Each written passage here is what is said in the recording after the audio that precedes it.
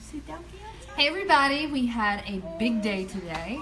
I and my parents set up a booth at a local antique mall, and we are officially in business together. I gotta turn this off. You wanna get in the video? Go sit with Mama. We've got parents, we've got babies, we've got TV, we've got We toys, got pizza. all sorts of stuff going on. So forgive the video. No, hold on, we're gonna do a video. Let's turn this down. So anyway, I wanted to hop on here and talk about doing business with family, even with crazy family. Go sit with So this is my mom, as you can tell by the resemblance.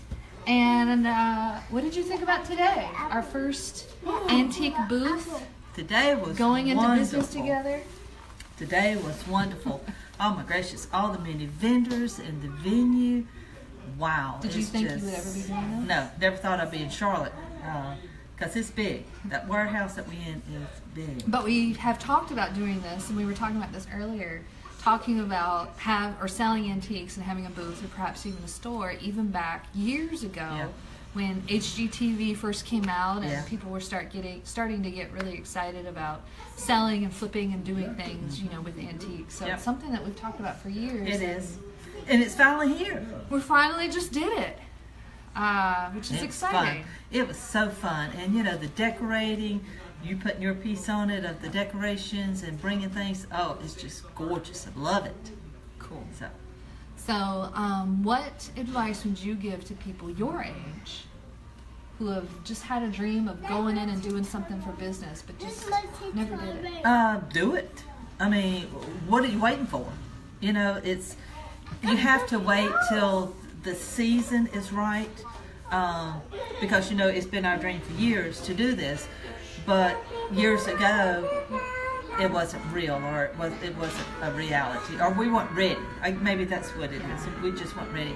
But now, I mean, it's just, and we always say that when God opens that door, you got to go through in faith, and you got to do what He's guiding you to do. So we've done it. And so the we'll just let opportunity Him presented itself, and we followed did it. the lead.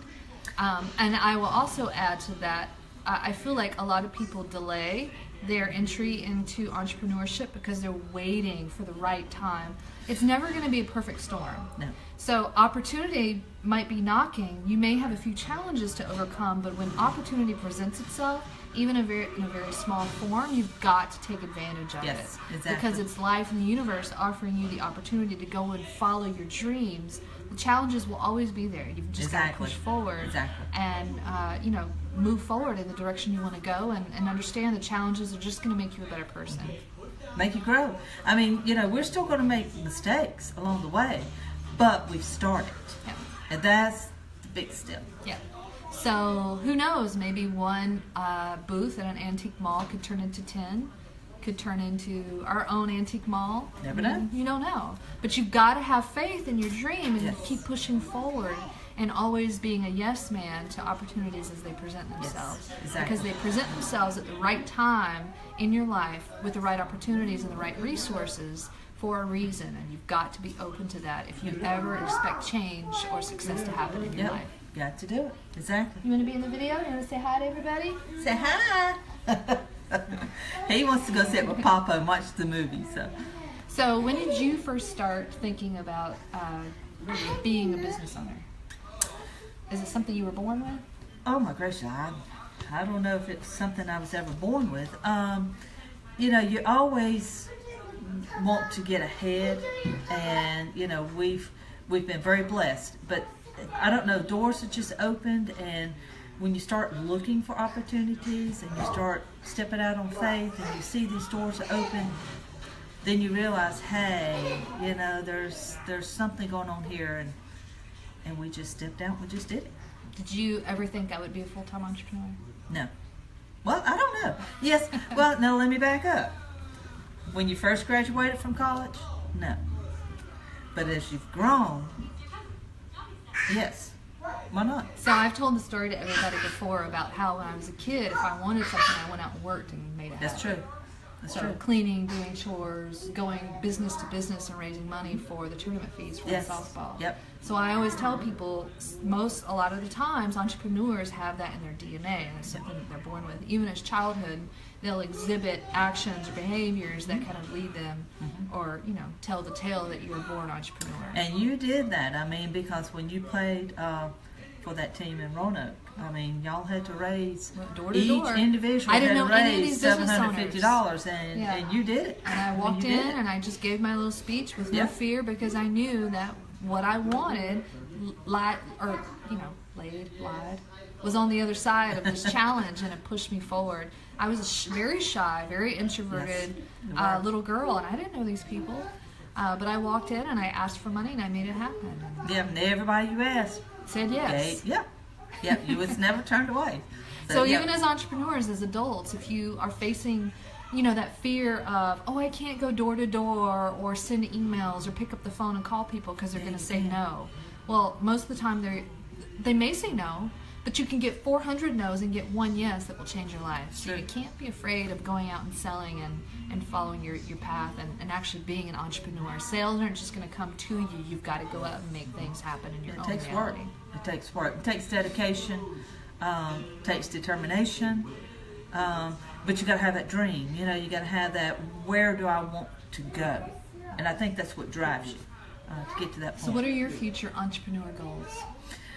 Early retirement. What does That's that mean? my goal. That means me and Papa going to the beach and laying on the pier and fishing 24/7. Just whenever we want to go, we're going to go. No financial woes. Just have No money coming financial in. woes. And we just going to let you run the antique shops for us. And we're going to be at the beach. Okay, good No, plan. but that's that's our goal. That's But even why we're after you doing it. retire, and you're talking about retirement from your 9 to 5, Yes. not from your, like the antique stuff is something you do Oh, on the no, side. that's- You see that, that's- and that's something you love, right? And that's something we will continue. I mean, that's from here on out. So That's- retirement is freedom from having to work a 9 to 5 while continuing to make money doing money. things that you love. Yes, because once you do the antiques, at some point in time we will do that full time, and then a lot of the antique part is just what we did today. Let somebody else sell it for you. Yeah. We go put it there, and Yeah. then they do the rest. So the beauty of selling products in warehouses like antique malls, or even having a product and wholesaling it to different retailers, is you skip the overhead. So it's working Exactly. smarter, not harder. You're not paying for rent. You're not paying for water and gas and electricity and internet for And then your employees large, and- yeah. right, or the insurance. So you're able to bank on someone else covering your overhead, supplementing the marketing budget that you would have spent on your own, Exactly. while getting the sales. Yep. So through the that's our goal process. is So- to Be smart. to just let the antiques sell themselves, because when you truly buy the true stuff, there is a market for that. So if you're wanting to go in business for yourself, you've got to find that market that you have that passion for, Yeah. and then that will drive you to do Yeah. what you need to do. And we've talked a lot too about, what do we put in our booth? And I think we keep coming back to the same answer, is that you've got to be true to your brand. Yeah. So if your brand is, for you guys, it's primitives. I'm still Yeah. learning this terminology. But like cast iron and certain types of glass and really, really unique pieces from a very certain specific time frame. No matter what your business is, you can't sell just a hodgepodge. Yeah. And you can't be a very generic brand or service provider that's going to please everybody, because you're not going to sell to anybody. You've got to hone in on what's really authentic and passionate to you and your business model and stick to that. Yeah. That's what people are going to gravitate towards, and it's going to guarantee that the people you work with or the people that you sell to are going to be in your tribe, Yeah. which is important as well. You don't want to work with people you don't like. We've always been told as antiquers, we're called pickers, because we'll go around to these auctions and estate sales, and we pick, and we also love to go to people's homes that are wanting to downsize, and just share that time with them and the memories that they have behind their things. But we love the antique part. So you've got to find that passion, because that's what will drive you. So we made memories today Yeah. doing our first booth. We'll do Yeah. many more. What is the one tip you would give people in doing business with family members? Be honest. I think just be honest.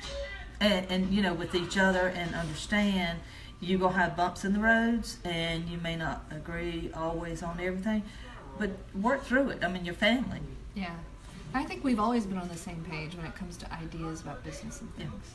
Yeah. Because we share this passion. If we had conflicting views and passions related to antiques or selling, we wouldn't be doing it. That's true.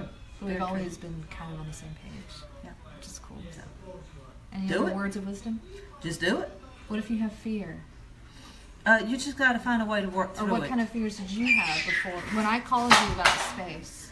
Oh, about this space?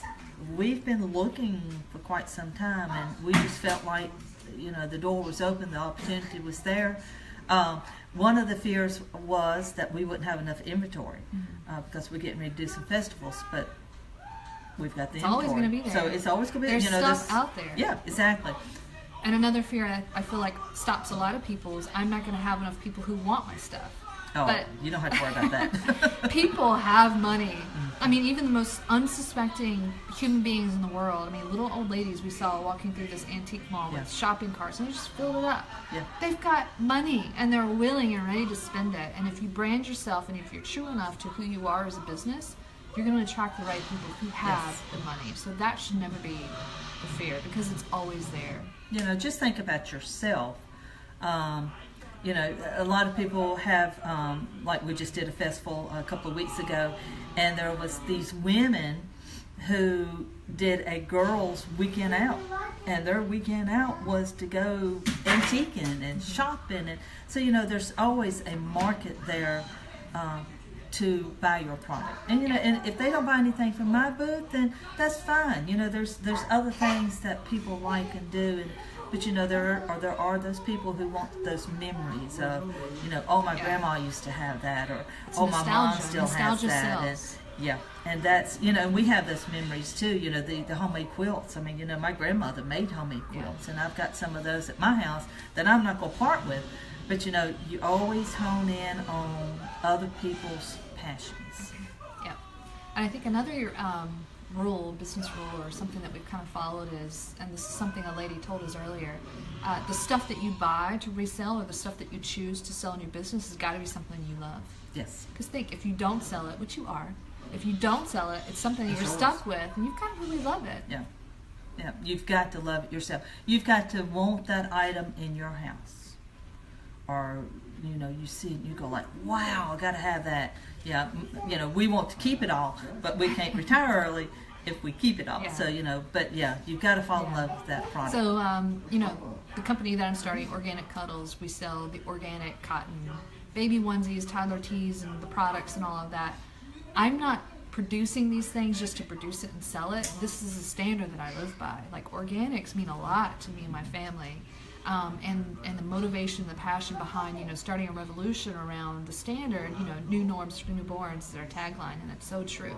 The products that we're selling in conjunction with the business are products that I've been making since day one of having my children. So these are important elements in my life, and that's what's driving the business. So don't, if you're setting up a business with products or services, don't just feed the business with stuff that you think your client is going to like. Exactly. Feed it with stuff that actually speaks to your own heart and soul, because that's what's going to make, you know, set you apart from everybody else, but that's what's going to hone into your target client as well. Yeah, one of the things that other antiquers have told us is, when you're looking for antiques and looking for things to buy, don't buy it in mind thinking, oh, well, I'm going to buy this for somebody else to buy. You know, I'm buying it because I like it, and me liking it, I will resell it. Right. But you don't always think, well, Joe down the road might like that, or David over there might like that. No, it's what do you like? Yep. So, and that's, if you stick to that, you're going to be true to yourself. Right on. Yep. Here's the success. All right. So we're going to say goodbye, and thank you to my mom for jumping on here and talking to you guys and being on a video. They're about to head out back to Virginia, but I made her stop and do this video with me. Yep. But maybe next time she visits, we'll do more. So, sounds good. We'll give you an update. Yeah. I hope our booth is completely empty so we can fill it back up. So in the comments after we finish the video, I'm going to post a link to their Facebook page. It's called Memories Renewed. And you can go there and like it and show some love. And we'll show some updates and pictures of the antique booth that we set up today. But we're going to say bye for now. Roman, do you want to say anything? Say bye. Bye. Bye. Bye. What did you do today? Did you play with your friends today? Yeah, I play with friends. Yeah? And then you got to see Papa I like to pop. and eat pizza? Yes. He's like had a a big big day. day. Say bye-bye. Tell him bye. Bye. Kisses. Mwah. Mwah. Good job. Bye, guys.